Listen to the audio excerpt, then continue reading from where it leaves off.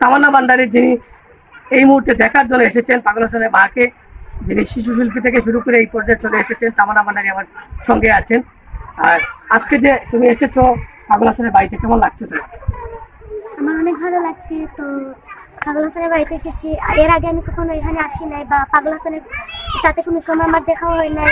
আসলে মনের মধ্যে একটা আফসোস হয়ে গেছে যে ওনার সাথে একটা প্রোগ্রাম করার ঠিক কথা ছিল। আসলে আমি খুব বেশি কমভাগই প্রোগ্রাম করি, মানে বছরে একটা প্রোগ্রাম আমার যায়, আমি খুব কমই স্টেজ প্রোগ্রামে যাই। আর যদিও যেতাম প্রায় সব প্রোগ্রামে, তাহলে অবশ্যই আমার একদিন দেখা হয়ে যেত। আমি প্রোগ্রামে যাই না বিদায়, আমার দেখা হয় নাই, তাই জন্য একটা আফসোস হয়ে গেছে মনের মধ্যে। তো ওনাকে তো দেখতে পাই নাই, তাই ওনার মাকে দেখার জন্য এসেছি, ওনার কবরস্থান দেখে যাব। এইটুকু দেখেই তো আমার মনকে সান্ত্বনা দিতে পারবো যে ওনার বাড়ি দেখে এসেছি না, ওনার মাকে দেখে এসেছি বা ওনার কবরস্থানটা দেখে এসেছি, ওনার দোয়াটা নিয়ে যেতে পারবো, এই আমার মনের বাসনা। ধন্যবাদ।